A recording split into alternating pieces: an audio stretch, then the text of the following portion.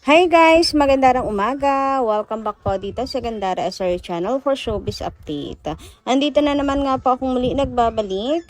Ang nagmamaganda ninyo kachismosang Kim Pao, wala na nga pong iba. Ang lokareta si Gandara SRU upang magatid sa inyo ng latest update and fresh happenings patungkol kina Kim Chiu and Paolo Avellino. And para nga po sa hapong ito, hapong ito ang tatalakayin natin at pag-uusapan ay may kinalaman po dito sa pagdating ng Kim Pao sa Toronto. Siyempre, para po sa last show nila sa Canada. Pero bago po ang lahat ng yan, sa mga hindi pa po nakaka-subscribe sa ating channel, maaari lamang na pindutin po ninyo ang subscribe button natin at notification bell na nariyan po sa baba upang kayo po maging updated at ma-notify tuwing may bago tayong chika at balita hinggil sa Kim Pao. Basta mga balita po na may kinalaman kina Kim Chiu and Paolo Avellino, sagot na nga po natin yan. And eto na nga, pag-usapan natin ang tungkol po dito sa magiging last show nila Kim and Paolo. So ito nga po ay gaganapin sa Toronto, Canada, mga ka-Kim Pao. And bukas nga po natin yan mapapanood, mga ka-KP. May 3 sa Canada pero may 4 sa atin kasi advance nga po tayo, mga ka-Kim Pao. So 5 ng 12 hours. 5:30 PM sa kanila po and 5:30 AM naman bukas po sa atin. So, medyo may kaagahan, Maggising na lang po kayo ng maagang-maaga, mga ka-Kim Pao. Ayan, morning person muna tayong lahat habang nagkakape, nanonood po ng live ng show nila Kim and Paolo. 5:30 AM nga po kasi yon, mga ka-Kim Pao. So, ayan ha, yan na po yung oras. Sana ay wala na pong maguluhan at magtanong. Anyway, ito nga yung mga kaganapan kanina, mga ka-Kim Pao, ng paglapag nga po nila Kim and Paolo. So, safe naman po sila. And sobrang nakakakilig, mga ka-KP, kasi nga, you beside me, ang Kim Pao, papunta hanggang pagdating, mga ka-Kim Pao, dito sa Toronto. And syempre, very prinsesa ang Chinita, sapagkat si Paolo lang naman po ang may dala-dala na kanyang trolley, na kanya pong luggage, mga ka-Kim Pao, at ng kanyang bag, mga ka-KP. Grabe, sana all pinagsisilbihan. Anyway, sabi nga dito, you are one of a kind, Pao. Kimi, you are Pao Luwafu. Forever princess. Ayan, we love you both forever, Kim Pao. Pre, look at Leon's ng fist bump si Pao sa kanya. Sorry, puto lang pagkuha ko. Ayan, grabe, napaka pogi nga ni Paolo Avellino, dagdag pogi points, mga ka-Kim Pao, kahit nga naka-face mask, naka-hoodie, naka-shade si Pao. Halos ayaw na ipakita yung kanyang mukha. Sayang naman, papi, napaka-pogi. Bakit mo tinatago yan? Anyway, napaka-pogi pa rin po niya, mga ka-KP. And ayan nga, si Pao, very, alila ang peg. Sabi nga dito, wait lang daw po sir, kunin lang ni Pao yung bag ng baby girl niyang prinsesa na Chinita pa. Ayan nga, nung kunin na po yung luggage sa kanya, ayan, kinuha muna ni Papi yung bag ni Kimi. Siyempre, hindi yan mawawala kay Chinita Princess kasi mga important things dyan po nakalagay. So, dapat lagi po yan dala. And take note, siyempre, si Papi po ang may bit-bit niyan. Kasi may kabigatan din po ata itong bag ni Kimi. Alam niya naman si Pao, ayaw niyang nahihirapan na kanyang prinsesa. Kaya naman paglapag pa lamang po ng Kim Pao sa Toronto ay talaga namang nagpaulan na agad sila ng kilig. Ang dami na po agad kinikilig sa kanila. Ayan nga po, mga ka-KP, kinuha ni Pao talaga yung bag ni Chinita Princess sa kanya. Suot-suot siya ni suot-suot yan ni Kimi. Dala-dala niya, bit niya. Pero kinuha ni Pao kasi nga mabigat po, mga ka-Kim Pao. Ayan. Kaya si Pao na lang po ang nagbitbit kasama ng maleta ni Paolo Avellino. O, di ba? Very prinsesa po. Papasana all ka na lang talaga haba ng hair ni Kimi. Love na love talaga na kanyang hobby. Uy, hobby. Anyway, ayan, makikita nyo nga po rito. Daming gamit ni Chinita Princess. And si Pao yung may tulak-tulak mga kakimpaw, sa trolley.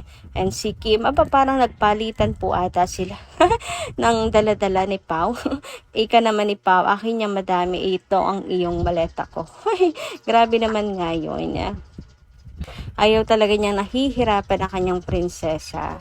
So kaya kahit tago lahat yan, walang gustong ipakita si Paolo Avellino. Naka-shade ba naman kasi, naka-hood na nga, naka-face mask pa, naka-jacket pa, huy, balot na balot. Ay ipakita ang pogi niyang mukha. Ang pogi pa rin po niya dahil nga sa kanya pong pagiging gentleman, of course, sa kanyang prinsesa. Ang dami rin kasing dala ni Kimi talaga, guys. Ayan.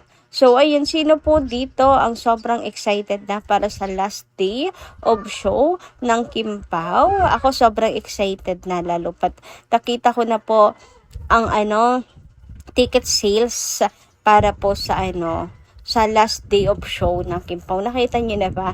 Nako, maso-surprise kayo, makakipi na naman. Dahil dami na naman pong humabol bumili ng tickets. So, ayan, kitang-kita niyo dito ang bag ni Chinita Princess. Siya may bet-bet, pero kinuha po ni Paolo Avellino.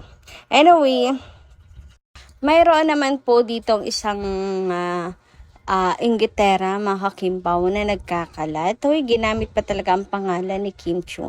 Kimberly pa man din ang pangalan niya, pero napakalayo sa Kimberly na kilala po natin na maganda at successful na artista.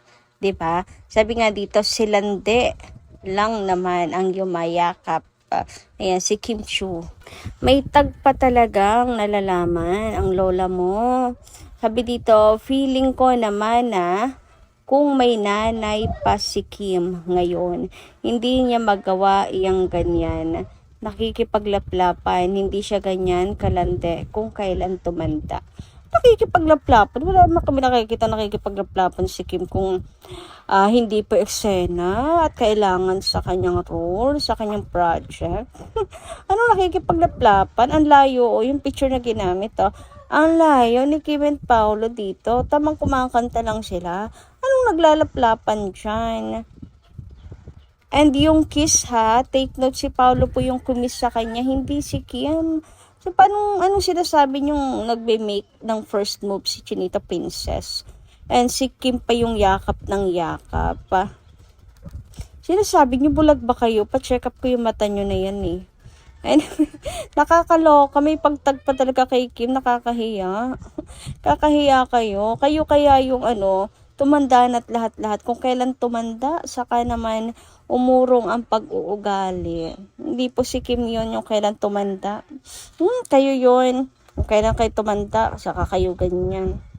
So siya guys, hindi ko talaga kayang palagpasin yung mga ganitong comment kay Chinita Princess na below the belt na, mga kakimpaw. Okay lang sana sabihan nila pangat si Kim.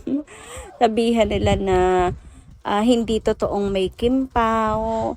Pero yung si Kim Chu, malandi at nakikipaglaplapan. Below the belt na po yan at hindi ako papayag na gaganin yun lang si Chinita Princess. Napaka-decenteng tao ni Kim.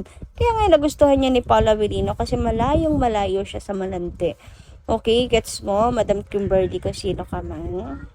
Anyways, shout out naman po dito kay Miss Mila Carillo. Magandarang hapon sa'yo. At ang sabi niya rito, Ma'am Gandara, ang tapang ng Kim Pao.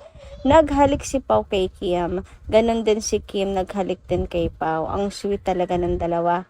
Kami mga Kim Pao fans, solid senior, pasensya. Pinasaya. Kaming mga senior, pinasaya mo talaga kaming mga solid fans. Solid. Kinilig kami ng mga fans, solid senior. Tapat kami, tiwala kami hanggang dulo. God bless always, Kim Pao forever. Ingat lagi, Kim Pao. Ayan, Lord, gabayan mo po ang Kim Pao sa kanilang goal. Have a nice and good work. Happy birthday, Kim and Pao. Sana, ayan, masaya kayong dalawa. Huwag aksayahin ang mga bashers. Lord na ang bahala sa nega. Basta masaya lang tayo. Mga fans, solid senior, laging tapat, tiwala lang tayo sa ating idol. Kim Pao, proud kami sa lahat ng paayuda. God bless. Have a nice day. Thank you so much, Miss Mila Carillo. Kasi parang minsan ang hirap din talaga magtimpi no? Hirap magtimpe. Lalo na kung talagang over na yung kanilang ginagawa po at sinasabi, mga Hakimpaw. Anyway, ayan nga, more blessings to come, Kim and Paula, and advance happy birthday to Paula Avellino. Belated happy birthday, Kimi. Grabe, no? Magkasunudan lang din po yung birthdays nila. Parehas pa silang Taurus. Uy, talaga naman pong tinadhanang tunay ang dalawa. Anyway, sabi naman po ni Lin Chen, magandang hapon din sa'yo. And shout out, may pakis sila, Kim Pao, in public na. Ayun na nga mga ka-KP. First time yun, ano? For the record. Huy, for the record. Kasi nga, first time po yun. In public, mga ka-Kimpaw. Usually, eksena lang naman. Pero ngayon, talagang may pagkiss kahit sa chicks lang yun. It's a big deal for us, di ba? Kasi nga, it's a rare para sa akin, ano. Anyway, hanggang dito lang po muna ating update. Maraming salamat po sa inyong pakikinigan. Kita-kits po muli sa mga susunod nating chika. Maraming salamat at ingat po kayo palagi.